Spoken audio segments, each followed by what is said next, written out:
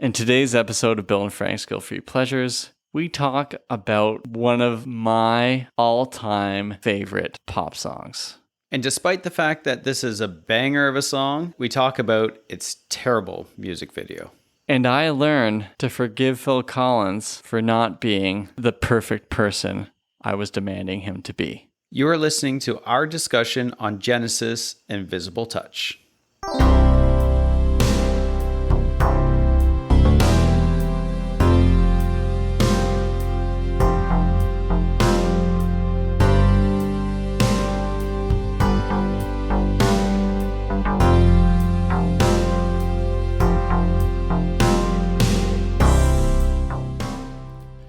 Bill, there's always some difficulty in doing a song that is very close and personal to you. If you recall, we took 3 attempts at recording Call Me Maybe by Carly Rae Jepsen before we actually got the mix done. And the original recording wasn't even about Call Me Maybe. It was about another Carly Rae Jepsen song. That's right. And we Frankensteined it together into one Oh episode. my goodness. And it sounds seamless, doesn't it? Oh yeah. Absolute perfection in editing. But it's always with a little bit of trepidation that we come into an episode where it is a song that is very personal to us. And you're looking a little nervous. Could I say that Nervous Bill is here? Yeah, Nervous Bill has returned. And this is kind of peak joy for me in terms of songs. Like I talk a lot about Phil Collins and I talk about One More Night as being the ultimate song. Now, that still is the ultimate song, but that's a ballad. On the other hand, the ultimate Phil Collins joyous fun song is found in Genesis Invisible Touch. She seems to have an invisible touch, yeah. She reaches in, grabs right hold of your heart. She seems to have an invisible touch, yeah. It takes control, slowly tears you apart. For years, I always thought it was just a Phil Collins song. Right. It was the album that followed up No Jacket Required, but it's Phil Collins all over. Yes. Yeah, one could argue that. Now, I'm going to hold back, Frank, as also a big Genesis fan. Don't worry. We'll be talking lots about Genesis. Okay, perfect. And I know you said before we started, okay, yeah, let's talk Genesis a little bit. And I looked at you and said, yeah, sure. But you're right. This is very close in spirit to No Jacket Required. Yeah. And this is, well, could you say the word for me? Represembles. No, the other one. Bonkers. That's right. This is a bonkers moment in chart history in the US. Yeah. So I want to just state it from the outset. Invisible Touch is going to become the first and only #1 song for Genesis on the Billboard Hot 100. Yes. Never went to #1 ever. Like they never got #1 in the UK. I'm surprised that Lamb Lays Down on Broadway didn't produce such smashing hits that topped the charts. Yeah. But don't worry, history proved them right anyways. Yeah.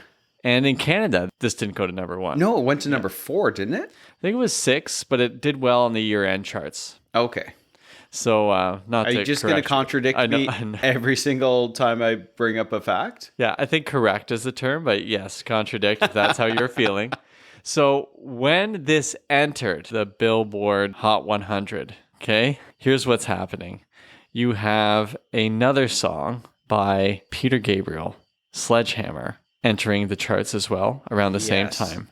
Now, Peter Gabriel, of course, we'll get to this, but he was the original lead singer of Genesis. Mm-hmm. But beyond that, you also have Mike and the Mechanics with All I Need Is a Miracle. I Yes. think at number 5 maybe at that point, or it could have been Silent Running. I think it was All I Need Is a Miracle. I think so too, yeah. And then as it goes up, the Mike and the Mechanics have a second single that enters the charts while this is going on. Yes. You also have Steve Hackett with a band called GTR. And Steve Yes. Hackett was the original guitar player for Genesis. Mm-hmm. And the GTR song, do you remember what it was called there, Frank? When the Heart Rules the Mind. Right. And that's a song I hadn't ever really heard of because it never really played on our radio stations back then. It did well. Yeah, it made it to number 14. That's right. So no disrespect intended, although Steve Hackett does throw a lot of shade at the song.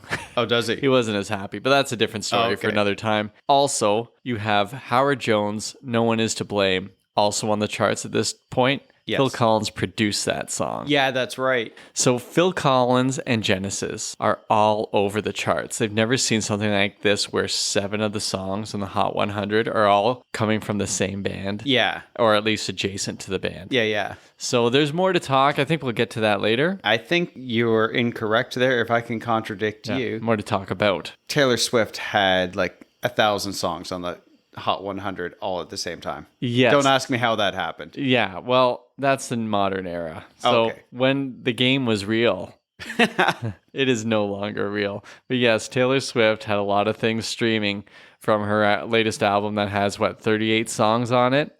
Yeah. Have you been able to sit and listen through her, Dead Tortured Poets Society? Tortured Poets Club? What's it called? Dead Poets. No. The Tortured Poets Department. No, well, that's even worse. We're not going to talk much more about Taylor Swift here until I get to my mixtape. Oh, really? Yeah. Wow. But this is when the charts were real. This is Okay. for real, and Genesis all over the place. We call this the Imperial period for Phil Collins and Genesis. So let's go back to the beginning. To the Genesis. Well played, Frank. Starts somewhere in the mid-60s, around 1966. I think 4 friends at an English public school. Of course, an English public school is really a private school back in these days. And so you have a group of boys who get together at a high school and they form a band. In the end, they call the band Genesis. They sign with the guy who did a version of Gloria. Oh, really? Yeah, who also went to prison for a very bad thing too. Remember the English version of Gloria? That guy, what's his name? Gloria by Laura Branigan. Jonathan King, wasn't it? That's right. So Okay. they signed with Jonathan King, and in 1969, they released an album called From Genesis to Revelation. And it's nothing like what Genesis is going to become. It's kind of poppy, kind of out there, but okay. also kind of high schooly, Yeah. right? So it feels a bit like early Bee Gees at points. It's really odd. Oh, okay. And Jonathan King is not in their good books either. And they end up signing with a different company. They end up recording an album called Trespass. And that one starts to form the real prog rock Genesis that we know and love. And so after the recording of that album, they lose their drummer, and Phil Collins joins the band. And Steve Hackett also joins the band around this time too. Okay, yep. So you have at this point, you have Peter Gabriel, Steve Hackett, Phil Collins, Michael Rutherford, and Tony Banks. Yes. Okay? Okay. These are the 5, and Hackett and Collins come a little bit later. Hackett comes a bit earlier, Collins a little bit later. Anyways, you have Trespass, the second album. It starts to get traction because the live shows become popular because Peter Gabriel dresses up so bizarrely. Yeah, that's right. He was really theatric, right? That's right. And then they release Foxtrot, Yeah. Nursery Crime, Selling England by the Pound, and Lamb Lies Down on Broadway. I don't know if I have the order totally correct there, but these albums get popular in terms of a sort of a special audience. Yeah, And by it- special, I mean all boys Yeah. and guys. Because it's all prog rock, right? Right. And so they are popular on the live circuit, of course, and they do really well. And they're kind of starting to get some traction in the States as well. And Peter Gabriel leaves after The Lamb Lies Down on Broadway. Yes. And so that seems like it's the end of Genesis. But it's not. It's not. And what happens is they're looking for a lead singer. They have 400 people try out to be in the band. Yeah. And Phil Collins, while this is going on, is just singing vocals because the band is always working. Yeah. This comes up in Salisbury Hill where Peter Gabriel refers to them as like a machine, right? He had to walk out of the machinery. Yeah. And so they're always working, always writing. And so while they're working on the latest group of material, Phil Collins is doing the vocals thinking it will be replaced. Yeah. But it turns out Phil Collins can sing similarly to Peter Gabriel, especially at that point because he hadn't developed his own style. Yeah. And they just go with Phil Collins to see how things are going. No one expects it to do that well. But Trick of the Tail, which is the album that comes out, is really well respected by the prog rock people. Illuminati. Yeah, which is dudes in the 70s. Yeah. And it does very well. The album's quite good. Yeah. Then they release another album, Wind into the Wuthering. Steve Hackett leaves feeling that he's not really able to play the music he wants to do. Then there's an album, we're getting there, Frank. Okay, yeah. Called And Then There Were Three. Yes. And on this album, it's got that prog rock feel still, but then, there's some disco happening. And there's one song written by Michael Rutherford that suddenly brings women to their concerts. Okay. And that song is Follow You, Follow Me. Yeah, and they start to develop a bit more of a pop sensibility at this point. Totally. And at this point, Phil Collins' wife leaves him, and Yes. he's all sad about it and writes a whole bunch of songs he thinks won't go anywhere. They end up on his debut album. One of them is In the Air Tonight. Yeah. There's a whole story course about that we've touched on before, and it does really well. But Genesis has released an album around this same time as his first album. Yes. It's called Duke. Yes. And that also had some poppy things on it. Mm-hmm. Then you got Phil Collins' solo album that does really, really well. He doesn't quit Genesis, which is a shock because most people just quit a band if they do really well. Yeah, if you're a solo act and you start experiencing a lot of success, yeah, you're like, well, what do I need these guys for? Right. But Phil Collins does not. Yeah, he called it a family. And it wasn't just the guys in the band, it was also the touring managers and the guys setting up the shows and all of that other sort of stuff. It's like, you can't just leave them high and dry. No. So he ends up doing dual things. So there's a Genesis album out. He's touring. While he's touring with them, I imagine he's writing his own music. Yeah. He releases his second album after Abacab, which is the next Genesis album after his solo. He releases his second album. That starts doing really well. Mm-hmm. Then they release the self-titled Genesis album, and that's where they get That's All, which goes to like number 6 in the Yeah. States, which is a great song. And that weird one, Mama, that always terrified me as a kid. Then after that Genesis album, and it doesn't stop. In the midst of this, you got Against All Odds comes out, right? Yeah.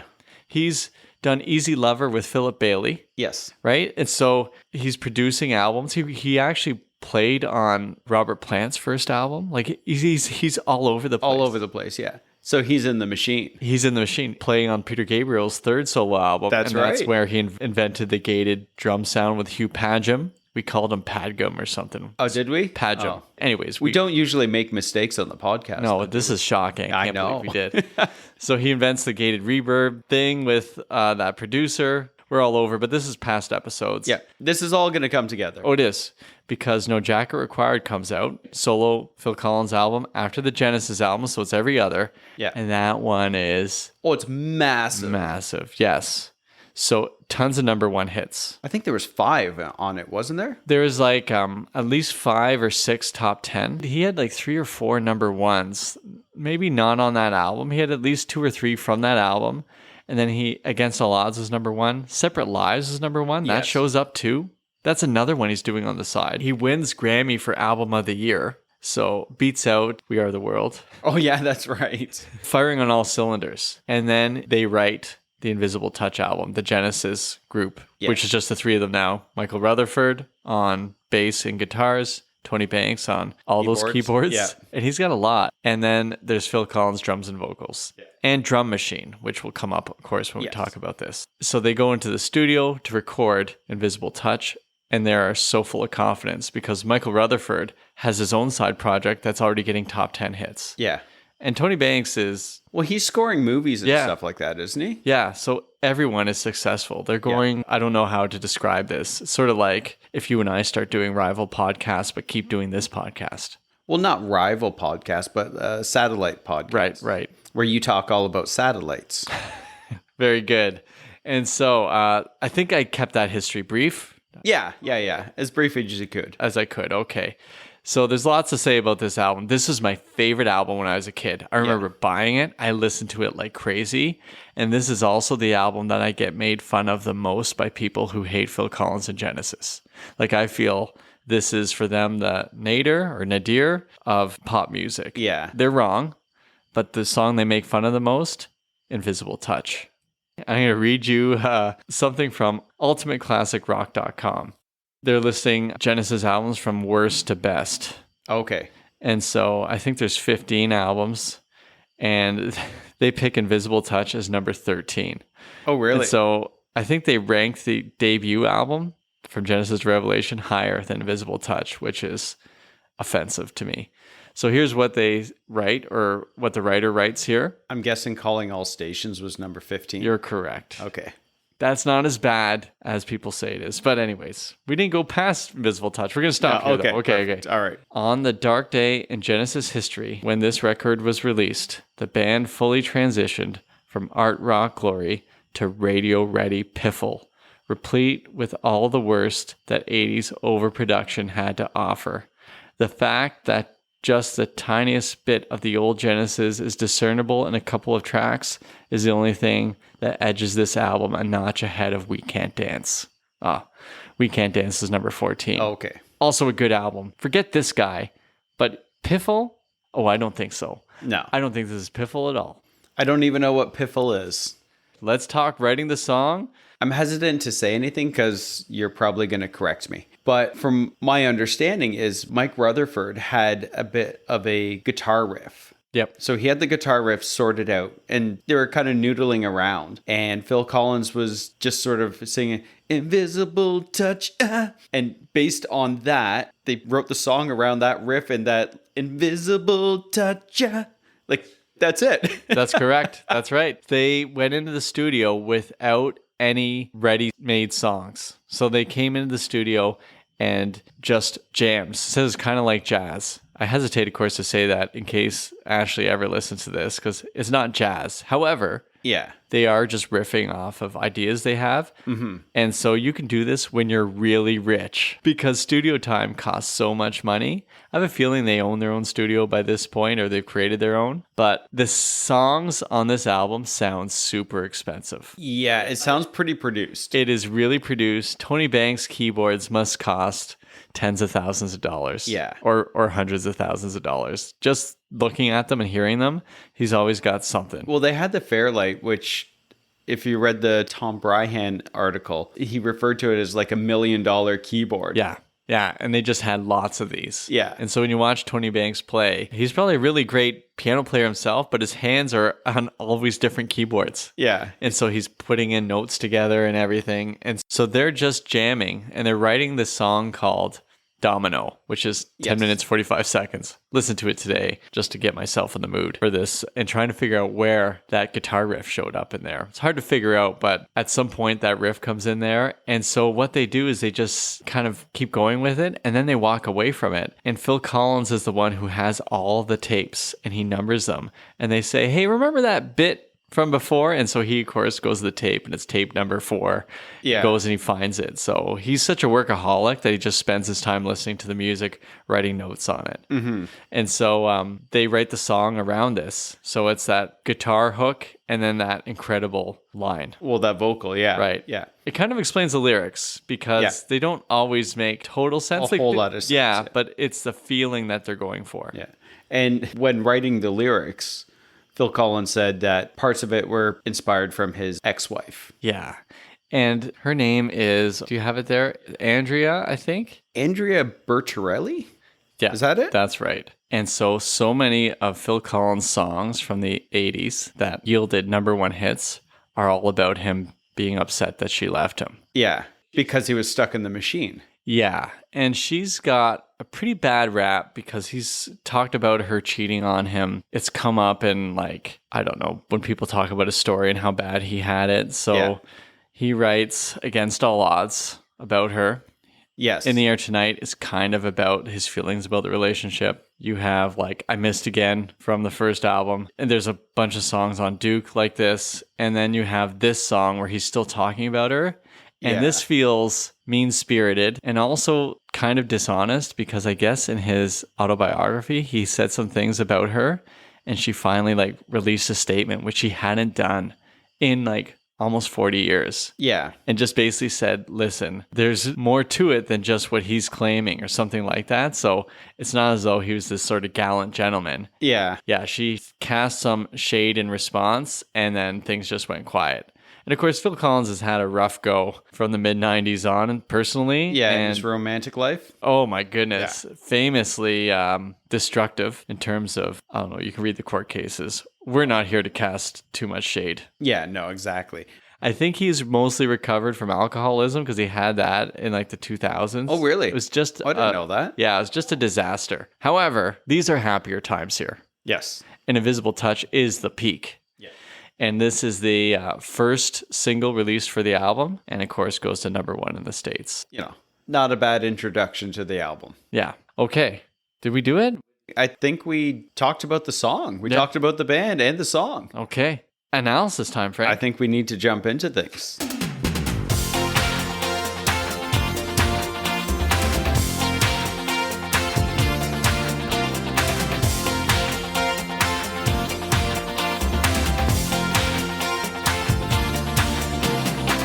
Iconic opening. Yeah. So you have those drums. Do-do-do-do-do. Yeah, the gated reverb snare. Yeah. Now, I think do you have the Wikipedia in front of you there? What's it have under personnel for Phil Collins? Yeah, he's vocals, the Oberheim DMX, Yep. and the Simmons SDS8. Yeah. So these are all drum machines. So he's programmed these, right? So they would go into the studio with these drum machine ideas he'd have, but he ended up using them. Okay. So I don't think he actually plays drums on this, like outside of what he's already programmed in. Okay. It's pretty crazy. Geez, yeah. So, I mean, he plays it in the sense that he's come up Creating with it. it, He's yeah. creating it. This might be why hip hop loves Phil Collins. Does hip hop love Phil They Collins? do. Oh, Yeah. really? So he's been getting his flowers from the kind of rap and hip hop community, whereas he's getting made fun of by stuffy people. From the 70s. Yeah. Forget them. Forget them.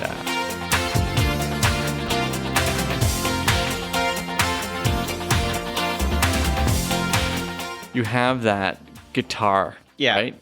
And when Michael Rutherford plays guitar, it's kind of tough to know if it's a guitar or a synth. I was trying to figure that out. Yeah. So he has a unique way of playing guitar because he was predominantly a bassist for the first phase of Genesis. Yeah. And so I wonder what he's doing with guitar that's interesting anyways there.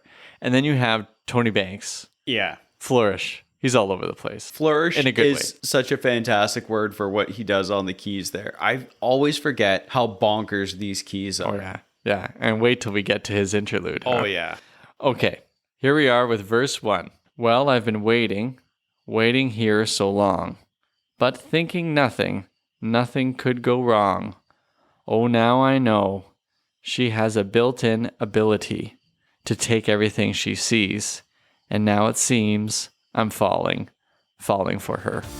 Well, I've been waiting here so long, but thinking nothing could go wrong. Well, now I know she has a built-in ability to take everything she sees, and now it seems I'm falling for her. So this opening verse is very innocuous, I think. It's a verse about seeing someone and being really intrigued by them. Right. And that they have this ability to just basically make guys fall in love with her. Now, I'm wondering if when he says he's been waiting here so long, is he being stood up or is he just watching and waiting for the girl of his dreams to come by? Yeah, maybe it's just he's been unlucky in love. He's Right. been waiting for so long. Because he says he thinks nothing could go wrong. So maybe he's hopeful. Yeah. But then he says, now I know. So this is before where he's talking about nothing could go wrong. But so everything has gone badly. She has the built-in ability to take everything she sees. And now it seems I'm falling for her. So you get the past. Yeah. And now I know she has a built-in ability to take everything she sees. So this is someone who's taken everything from him. Mm-hmm. And now comes back to the so-called present where this track is taking place. It seems I'm falling for her. I think that's it. Yeah. It's like moving between time lines, like it's jumping around, Yeah. like Christopher Nolan movies. So this is basically the Inception for Inception. Right, that's right. I know you've had similar experiences, but there's always that girl who just seems so very, very cool. Yes. And this reminds me so much. I had friends in university, and one of their roommates, she is just really, really intriguing to me. She is really, really cool. And then she became a roommate of my friends. I'd go over to their place and I am falling for her. Apparently she was terrible, but it was just one of these things. Like, I'm making excuses to show up at my friend's place just to hang out with her if I could. But I never actually hung out with her because I'm terrified of girls. Right. especially university music. Yeah. Do you want to say anything else, Bill? And can I cut you off again? No. By the time you're thinking that you might be falling for her, you already have. Oh, yeah, absolutely. So you did as soon as you saw her. Oh, You yeah. were done. Yeah. And that is a classic move by our younger selves, I believe. I think it might be a classic move by myself still today. Right. So we get to that chorus, the undeniable, perfect chorus. If you're our age at the time, so this comes out in 86. Yeah. We're 9 years old. 9 years old. It's a summer song too, I think. I think so, yeah. It is so good and so poppy, earwormy, and this chorus is it. She seems to have an invisible touch, yeah. She reaches in and grabs right hold of your heart. She seems to have an invisible touch, yeah. It takes control and slowly tears you apart. She seems to have an invisible touch, yeah. She reaches in and grabs right hold of your heart. She seems to have an invisible touch, yeah.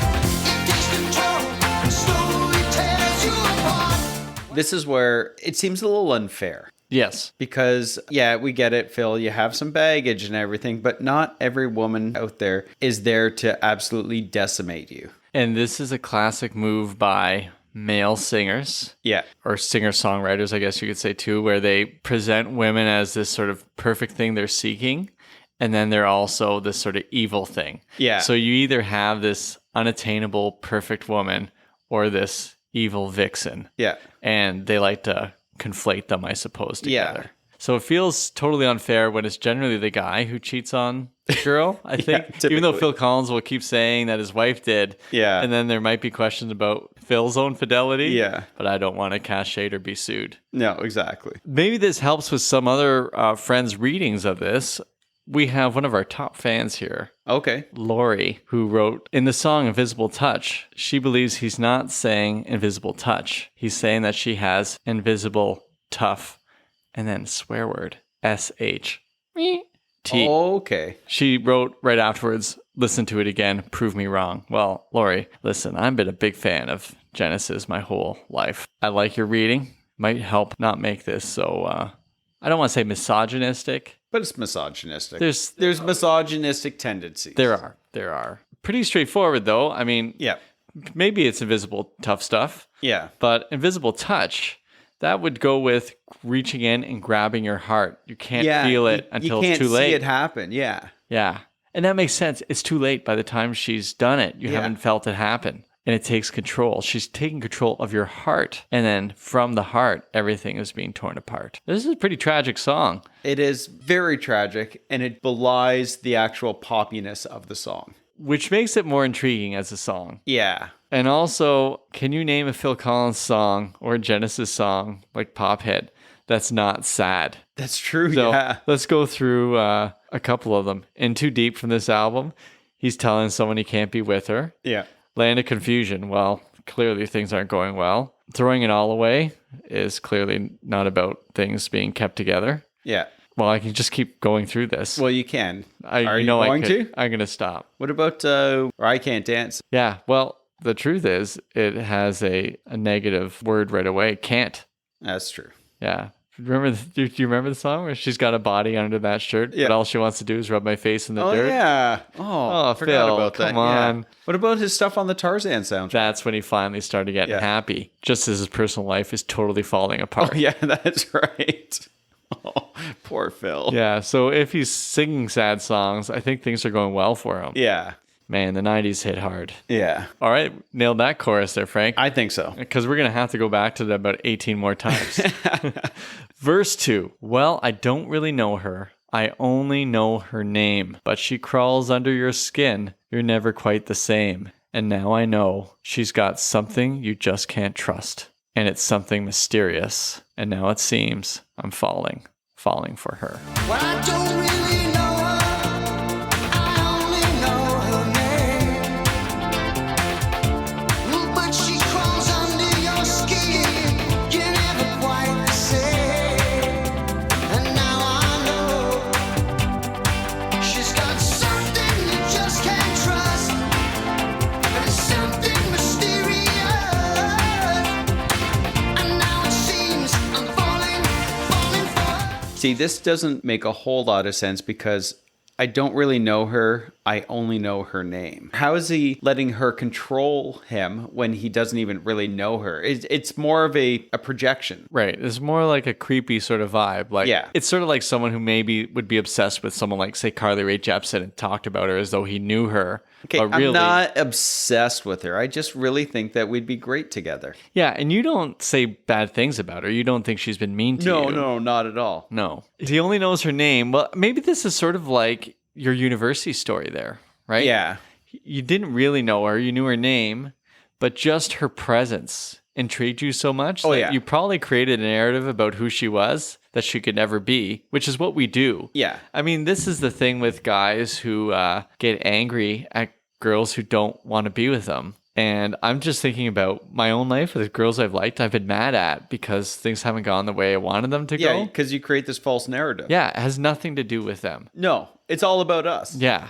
And so I create this story. I create this person who doesn't exist. Mm-hmm. And then when they don't match it, then it's like, well, she crawled under my skin and I'm never going to be the same. Yeah. And, she's got something you just can't trust. I'm like, well, in this song, seriously, are you dating somebody who's a kleptomaniac or someone who's taking all your money or something? I'm trying to think of the Beverly Hills 90210 episode where Dylan thought that he met his, I think, sister or something. Okay. And it turned out that the people... Just a con woman. Well, the sister wasn't because she was only 8 years old, but okay. the parents were con people. They stole all his money. Oh, then that's right. He had to get the woman from Saved by the Bell to go with him. The Amber teacher. Yeah, that's right. And then this other guy who's like a charming but kind of gruff private investigator, and together they were able to get the money back. Oh, okay. Now, those people had invisible touch, but I feel he's not in a relationship where they're going to take all his money. Does that make sense, or did I lose you somewhere? You lost me. Okay.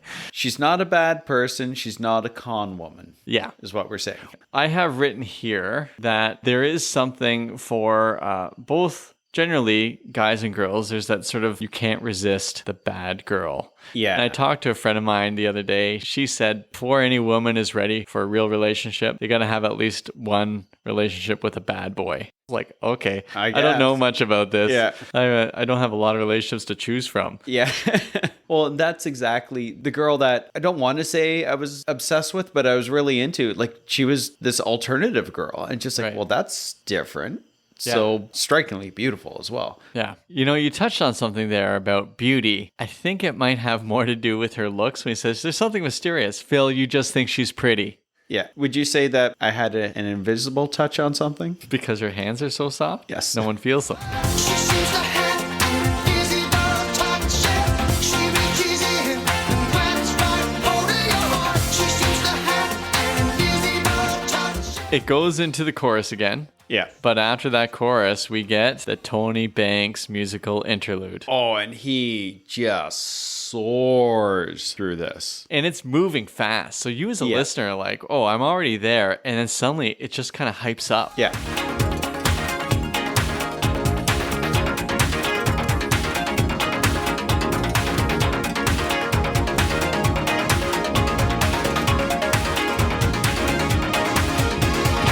She seems to have an invisible touch. Yeah. She reaches It's really well put together. They had a song called Abacab and an album where it's A-B-A-C-A-B.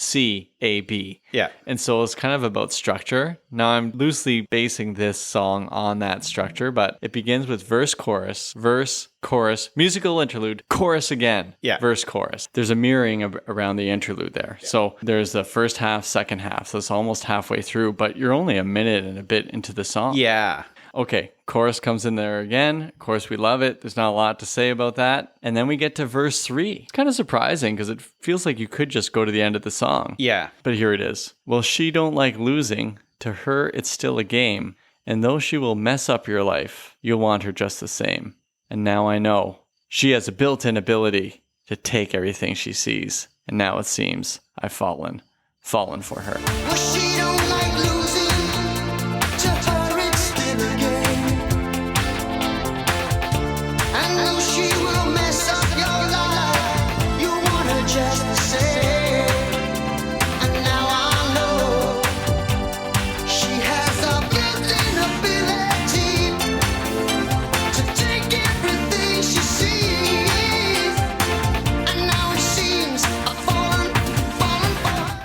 again, this is another chorus where it seems like an unfair attack. Yeah, she don't like losing. To her, it's still a game. So what is he talking about? The game of love? The game of what? And if she doesn't like losing, does this have to do with arguments that they have or Yeah. getting her own way? Is he painting the picture that she's just this malicious person who's trying to win someone over just to stab them in the heart? Right. Phil Collins talked about this in an interview, I think about 10 or 15 years ago, where he said, invisible touch is a thing that sometimes people have, and they have this thing. And he's saying it, and I don't understand what he's getting at, but he said, I sometimes talk to my son, I think it's Nick, who is drumming now for Genesis, or not now because they're done, Yeah. but he would drum whenever Phil Collins is singing. He's Yeah. quite good. But he's talking to his own son about people in the family who seem to have an invisible touch, which is a really weird thing to talk Yeah. about, especially since, like, if it's the guy I'm thinking of, if I have the right son, it's his mom who Phil Collins got married to, divorced, remarried, divorced. Yes. And in the midst of getting remarried, he blamed lawyers, not himself. Yeah. And so now, of course, he's blaming these people with invisible touches. I'm like, maybe, Phil, you have an invisible touch. When they would say someone's been touched, like they have a sickness. Yeah. Maybe he does. Maybe he does. Maybe we all do, Frank. This is a really scathing episode on Phil Collins. I know. It's one of those things where never meet your heroes. And there is that moment of getting too close to Phil Collins. Yeah. But I'd read things on him in the 90s and I just try to find out as much as I could. But the more I found out over the last 10 years, the less I've kind of liked. Yeah. And when he would do this song live, instead of saying mess up your life, Yeah. he'd use the F Oh, word. he dropped an F-bomb. Yeah. That's right. And he said, I use that because it's true. This happens in people's lives. Like, oh, Phil, you're so rich. Yeah. Don't talk like that. You won the game. I know money doesn't answer Well, everything. he's not as rich after the lawyers. Exactly. He's now, like, instead of 80, he has 40. Yeah. So, yeah, this is tricky because I love Phil Collins' Yeah. voice and all of that. But the more I found out about him, the tougher it was for me because he just didn't seem like the person who'd want to hang out with me. Yeah. I feel like I wouldn't be somebody he'd want to talk to, and it hurts my feelings. So you have this sort of narrative that you created around Phil. And now, Phil has the invisible touch on you. Yes. This is why the song's so personal to Right. you. And I've been unfair to Phil Collins because I wanted him to be somebody else. Yeah. And, he's just Phil. Oh, it's tough. Okay, well, this is helpful. So Yeah. I'm ready to be friends with Phil Collins. I think so, yeah. I wouldn't mind hanging with him. I'd serve him a pint at the Winchester. He's an alcoholic, Frank. Oh, that's right. Now, from this verse, we get the key change. Oh, it is just bonkers great. And I think on the Wikipedia site, they referenced how this was listed as one of the top 19 key changes in history or Yeah, whatever. something I think it was like that, number yeah. 13 or 9 on the list. Let me just actually bring up that article. So in this article here, it's from shortlist.com. It says, Phil Collins is such a musical colossus that he is fully aware of the power of the key change and unafraid to use it in the correct context. And that context is in the latter stages of the already euphoric invisible touch, where the whole song just lifts up a gear to take it on home. And it's true. Yeah. This is where it happens. Falling for her, she seems to have an invisible touch. Yeah. She reaches in and grabs right holding your heart. She seems to have an invisible touch. Yeah. It takes control and slowly tears you apart. She seems to have an invisible touch. We get that bonkers awesome key change into the chorus and then the outro where it's just, she seems to have an invisible touch. Yeah. She seems to have an invisible touch. Oh. I love that Yeah. ending, and it just goes on and on. Yeah. And you're just sort of Just kind of fades out. Oh, sitting on a very expensive boat somewhere, listening to it. It's not a yacht rock song, No. but there is something about it that people might be listening to at like wine parties and stuff. She seems to have an invisible touch. Yeah. She seems to have an invisible touch. She seems to have an invisible touch. Yeah. She seems to have an invisible touch. And we didn't mention this, and this is something throughout the writing of the song. Phil Collins was inspired from a drum beat that he heard in a Sheila E. song written by Yes. Prince. The Glamorous Life. That's right. That song is incredible. Yeah. And no way that is even in there to me. When I hear his drum beat and hear hers, Yeah. hers is just so much more earthy. And this song, of course, is way up in heaven somewhere. Yeah, yeah. But that Sheila E. song is incredible. It's so good, yeah. She wants to lead the glamorous life. She don't need a man's touch. She wants to lead the glamorous life without a love. It ain't much. He loves Prince, right? I mean, so Sussudio is 1999, right? When you hear 1999, Yeah. because he said, I want to get a song that sounds like 1999. And then they did Sussudio and they're like, that is 1999. So, of course, there he is again trying to do Prince. And I mean, to his credit, he is listening to things and he gets how Good and- they are. Yeah. The genius of Prince, right? So, but I just can't see Phil Collins and Genesis at this stage singing Money Don't Matter Tonight. Yeah. I think they all are in for the money. Even though, you know, Phil Collins always does the think about people suffering songs. Usually it's himself. That's not fair. Okay. All right, Frank, that ending is incredible. We've talked about that. Let's talk about something that's non-incredible, that music video. Yeah, it's just a bunch of guys mugging, acting goofy for the camera, but also the fashion. Can we talk about the fashion in it a little bit? How big the clothes are. Yeah. Like, I know Phil's a small man in stature, but did they not have tailors? Or? They're famously bad in terms of their deportment or the presentation. What's the word? Sartorial splendor. They don't dress well. Yeah. You look at those early videos, especially without Peter Gabriel, who's dressing like he's in some sort of university theater group. Yeah. Phil Collins is wearing like a jersey. Usually, one of the videos, I think it was "Follow You, Follow Me." Yeah. Tony Banks wearing a Hartford Whalers jersey. I'm That's like, are you right, seriously? yeah. This is what you're wearing? Do you guys even try? And I think to them, they didn't think videos meant anything. Yeah. Mike Rutherford certainly didn't think it was a big deal. But MTV played this video a ton. A ton. So people were really enamored with Phil Collins, especially Americans. They loved him. And I think they just got oversaturated with him.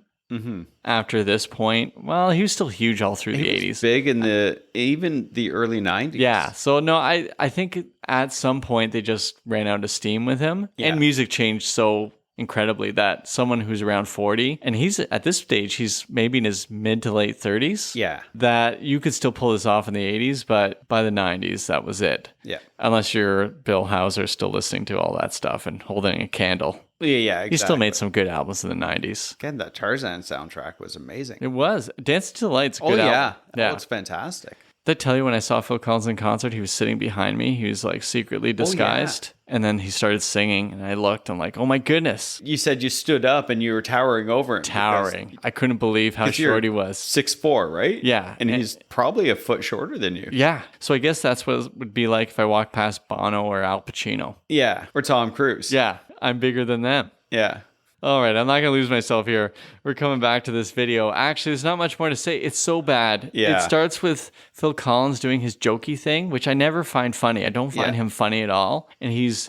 Buster was pretty funny, wasn't it? Yeah, well, I think so. But was this supposed to be like serious? Yeah, I think so. Well, they have Groovy Kind of Love on there, but they also have Two Hearts. We're going to get to all those songs at some point. I'm going to let go of my anger at Phil Collins. That's deep-seated, I guess. But the video is so bad. It's just them moving around. And using the drumsticks as the mic. Yeah, that's making fun of music videos. But everybody else is playing the instruments, right? Yeah. So why wouldn't you be singing into an actual mic? Right. And especially when the drums are not even played, they're just programmed. Yeah, because he plays the drums at the beginning on the electric drum kit there. Yeah, he might be making fun of it, maybe. Maybe. And I can't talk about this video without getting really angry. And you've been angry enough this episode. I know. And I love this song. I know. I love this band. Like, I love Phil Collins and Genesis. Do you think maybe this is a defense mechanism to make sure that you're not fanboying too much over the song? It might be. And it might be years of being too close to him where, you know, you become enemies kind of or frenemies. Yeah. And just disappointments with his life choices. Now I feel like I'm either his dad or older brother. Like, Phil, I'm just not happy with the choices. We're just disappointed in you. This sounds like a lot of the conversations you've had with me. That's right. They're off mic though, right? Yeah. Okay. You are going to make a change. Well, yeah. That's for a Man in the Mirror episode. Yes. Okay. I don't want to talk about this video. Do you want to? Do you have No. anything more to say? There's nothing to No. say because it's terrible. Yeah, it's like I said, it's just them mugging. Yeah. I prefer the other videos for this album. Like Tonight, Tonight, Tonight Yeah. has a pretty good video, or at least they got smoke in it. Atlantic Confusion's incredible. Into Deep's just the sad Phil Collins Yeah. walking around looking sad. I love that song. Okay, next up. Frank, what part of this song brings you joy? It has to be the chorus. Yeah. Like, Key change especially? The key change, Yeah. especially. I love the instrumental break, but that key change, as much as the lyrics can be problematic, the way that it's sung is just so infectious. Right. And you can invent your own lyrics because you don't need to listen too closely. Yeah, exactly. Right? She yeah. has an invisible tie. Yeah. And Or- that's fine. Or go with what Lori thinks it says. Yeah. Yeah. How about yourself? This is a key change. Yeah. Yeah. Okay. And the very beginning, as soon as I hear it, I know I'm in for 3 Mm-hmm. minutes of joy. So that's what I like, because once I hear the beginning, I'm so happy knowing I'm going to hear the rest of it. Yeah. Yeah. Yeah. Do you have a Hallmark movie? No. I do have something. Okay. I want to run it by you. This is the first thing I wrote down actually when I was doing research for it. Does it involve an invisible man? It's close to this. Oh. Yeah. I don't know if we could ever do this. We've talked briefly about this before. There's Hallmark After Dark, which tends to be more of the lusty movies. Yeah. But this would be a Hallmark horror movie. Oh, like a Hallmark sci-fi. Yeah. She actually just rips people's hearts out because she's like invisible, and this is how she kills people. That's not a very good Hallmark movie, Bill. No, I'm still working through it. Like she grabs their hearts and maybe she changes them.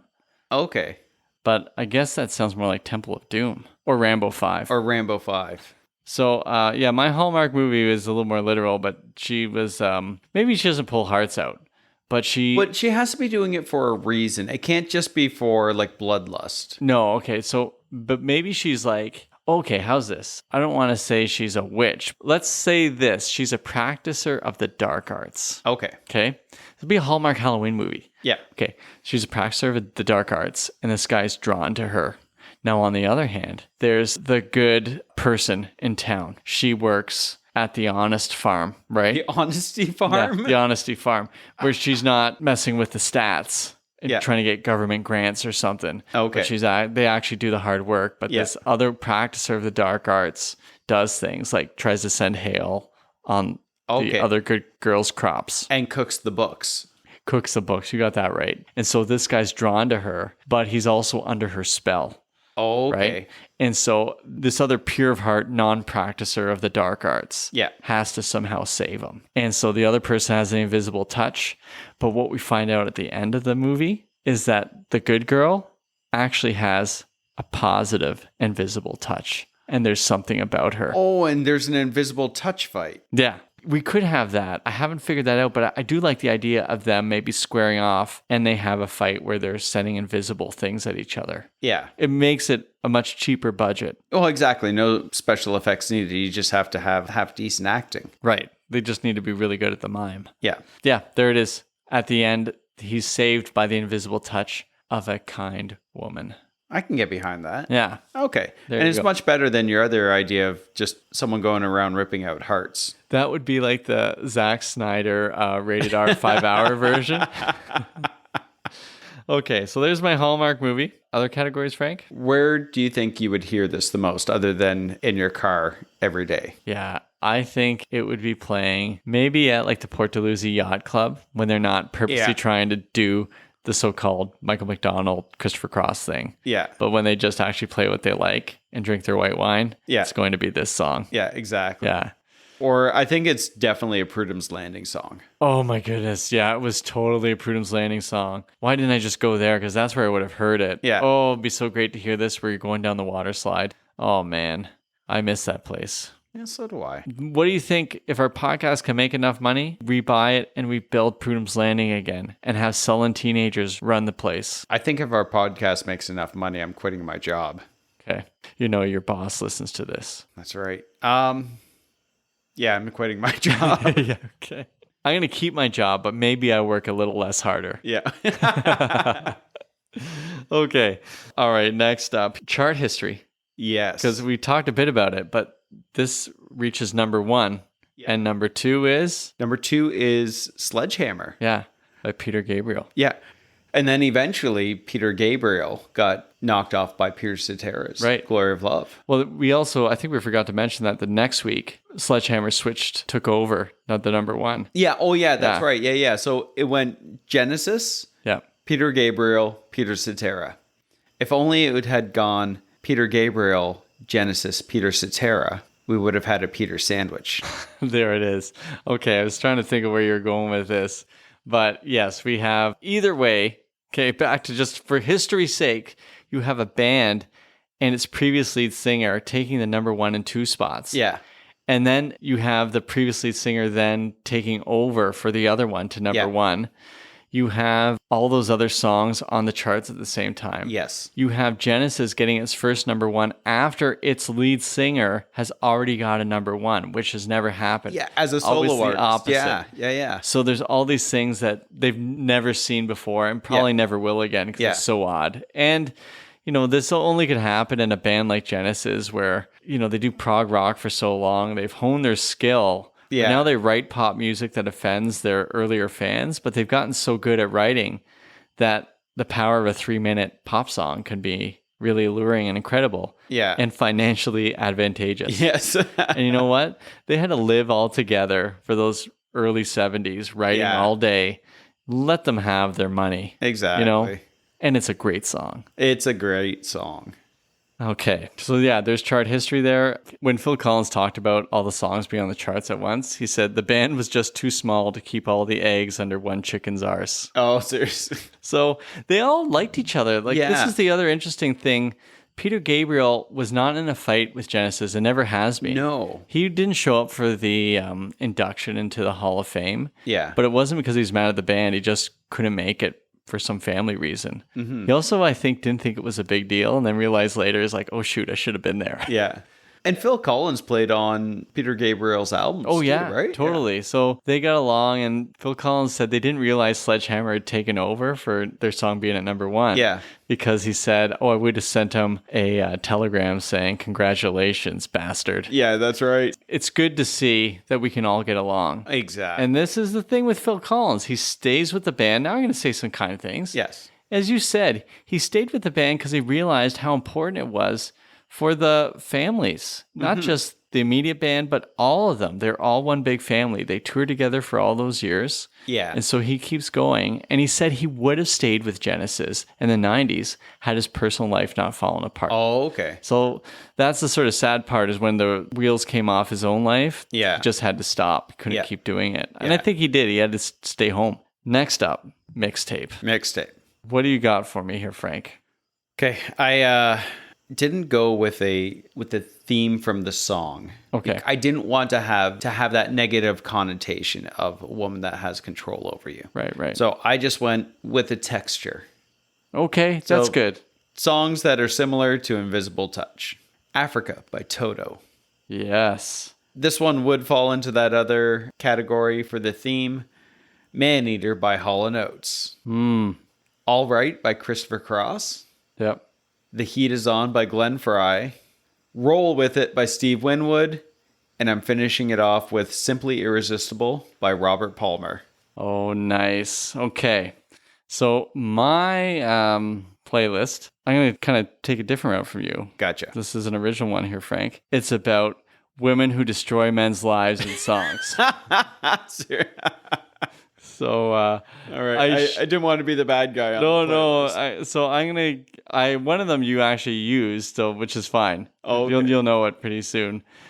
So, and I say this tongue in cheek because these are guys singing about women and whatever, Yeah. guys. Okay, first one is Honky Tonk Woman, Rolling Stones. Oh, okay. Okay, Evil Woman, Electric Light Orchestra, Nice. and then I had Maneater by Hall & Oates, but I will concede that one over to you. It'll be in the same mixtape, just a little earlier. So we're going to do She Ain't Worth It, Glenn Medeiros with Bobby Brown. Bobby Brown, nice. And then finally, actually, this is number 4. So this is kind of the final. Then I'll give a bonus. This one was where they take the power back.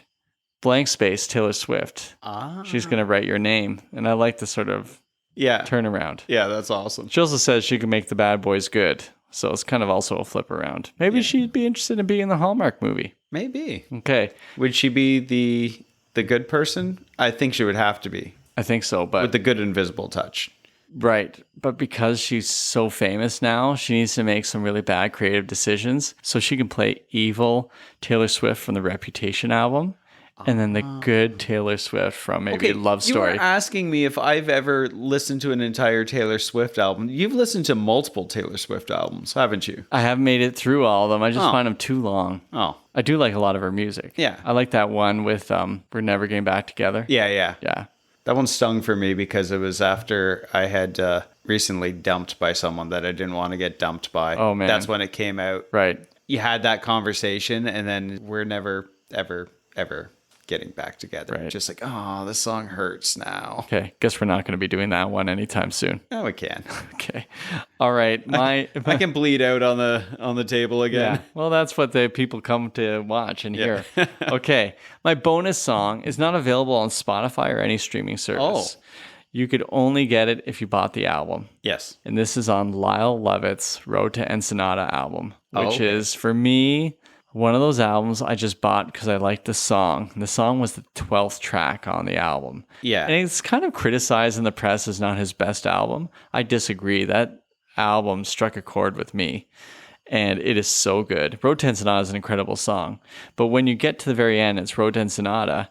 It's very strange because it's like 10 minutes long. Yeah. But the song is not 10 minutes long. So there's this delay, I think, if I got this Okay. right. And Unless then a it's bonus just track. in a bonus track. And that song is called Girl in the Corner. Oh, okay. This album was recorded right after he and Julia Roberts had broken up. Oh, okay. And so this song is not saying the girl in the corner is bad. He just knows that the girl in the corner he's about to meet is going to cause his life to be sort of turned upside down. Ah, okay. But it's something he can't resist. But in this song, it doesn't sound like it's because she's a bad girl at all. It's just a thing. It's just a thing. The magnetic attraction that the girl naturally has. And so he doesn't sing as though she's evil. And to his credit, he writes in the album, unlike maybe someone else who complains about his divorce and then writes a whole bunch of songs. He just wrote Thanks, Julia in the album. Oh, And so okay. they are still friends Yeah. and still respect each other. Yeah. And so way to go, Lyle Lovett. Yeah. There's a way to be grown up about things. That's sometimes. right. But if you're not going to be grown up, you need to make a banger of a hit pop Oh, yeah. single. Absolutely. She seems to sense an invisible touch. She seems to sense an invisible touch. She seems to sense an invisible touch. She seems to sense an invisible. Well, I am glad we did this song. I was worried about it, and maybe I come across as a bit reserved throughout it. I kind of rushed my Genesis introduction. I really wanted to talk through a couple tours, set lists, and maybe talk to you about It wasn't the families. rushed at all. Okay, that's why we've been sitting here for 3 hours. Yeah. Okay, that makes sense. I'm just really glad that I could finally feature one of my all-time favorite songs, and I could even work through my own issues with Phil Collins. That now that I realize he's had an invisible touch over my life, I can forgive him for being human and not expecting him to be Bruce Coburn or something. You know, Bill, that's really grown up of you. It's good that you can see that in your life and make that change for the better. I think you're a little bit grown up yourself here, Bill. Well, thanks, Frank. And dear listener, we hope that we keep drawing you back in week after week after week. Now, of course, we hope you don't think we have ill intent, that we practice the dark arts like the person does in that Hallmark horror movie. But I hope when you pass on to all your friends and family about our podcasts, that you say, I don't know, they just seem to have this invisible touch. You've been listening to Bill and Frank's Guilt-Free Pleasures.